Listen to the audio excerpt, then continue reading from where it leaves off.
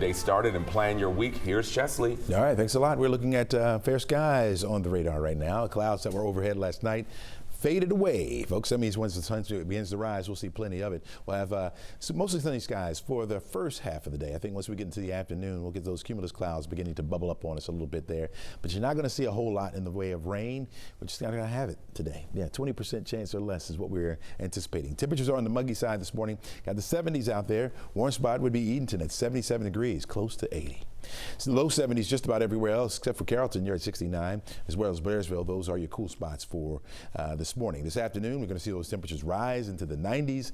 93 degrees, our forecast high temperature today, but you got to factor in that humidity, right? The way it feels on your exposed skin will be closer to 100, right around 99 here in the city. There will be some spots that could get up to triple-digit heat index, up to the triple digits. So be on the lookout and be aware that it's going to be hot and it's going to be humid. Don't overexert yourself on a day like this. We don't have any heat advisories, but high enough, I think that, yeah, it's just too hot to be out there doing anything, overly doing anything. Let's put it that way. Not a whole lot going on throughout the southeast right now. Two features we're watching. There is a stationary boundary up to the north of us, and then you see this counterclockwise spin right down here to the Gulf. Yep, that is what could be an upcoming tropical storm. It is forecast to become a tropical storm. We'll talk about that in just a bit. Notice the stationary boundary here to the north. It's going to slide a little bit further down to the south. Not much.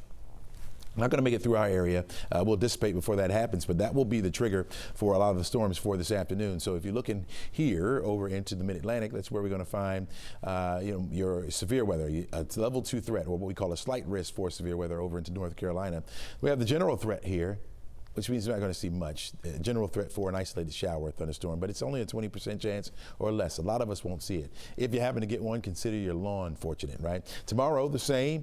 We're watching that front as it gets a little closer. Some of those thunderstorms up to the north of us could drift into our northernmost counties, but for the most part, a lot of us will stay on the dry side. That rain chance starts to increase as we head toward the middle and the end of the week, as you can see, up to a 50% chance by Thursday. That's when another front will make its way into the area, providing some more lift, and so we have a little better chance for the rain to be around. What about this tropical system? Well, it's tropical depression right now, tropical depression number 2, with winds up to 35 miles per hour. This movement very minimal at 3 miles per hour. It was calm just last update, and so we'll watch for this to continue to slide a little bit further off to the north and west.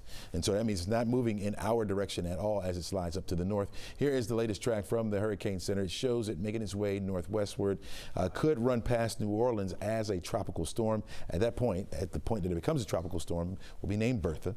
And then it will make its way further over toward the west, toward the Houston area. And so you're talking about a lot of rain that remains down here to the south, not impacting us at all. Now, it is spreading some moisture up our way, so we feel it as far as our temperatures go. But as far as the wet weather, it will stay mainly down here to the south as it begins to push further off to the west. Here it is, our forecast track model. You can follow along with me with the time right here at the top of the screen. It shows the clouds around early, they out of the way, right? And so we'll have the sunshine around at least through about noon today. It's after that that isolated shower could form, but you can see most of the area stays on the dry side. I think it's down in the central portion of the state is where you'll run into a couple of storms. Some of those will try to make it up to the north. It could brush past our southernmost towns. Tuesday starts off the same way, mostly sunny skies.